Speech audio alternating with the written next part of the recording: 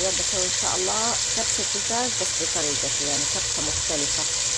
هنا عندي بطاطس أقلبها بزيت لين تاخد لون. البطاطس أخذ لون، أنزل البصل. بسم الله.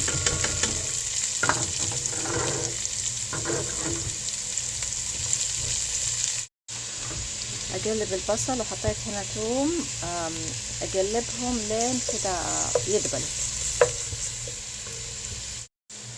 أنزل الدجاج مكعبات، عندي الدجاج. بسم الله. ونقلبه لين ياخد لون. نزلت صوص الطماطم والبهارات، بهارات صحيحة اللي هي هيل وورق اللوري أو ورق الغار. البهارات المطحونة فلفل أسود وكمون وقرفة وبهار حلو.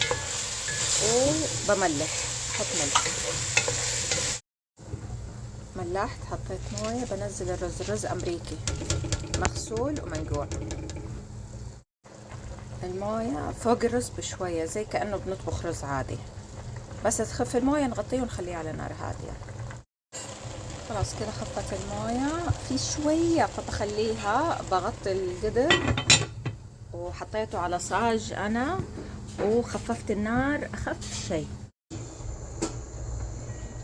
بسم الله. شيل،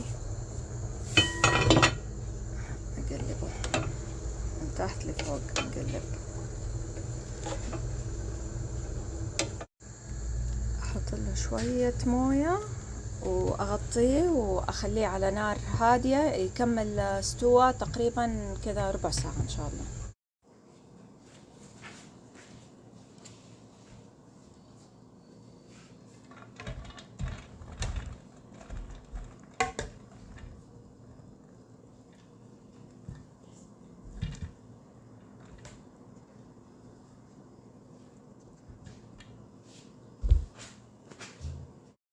بالعافية.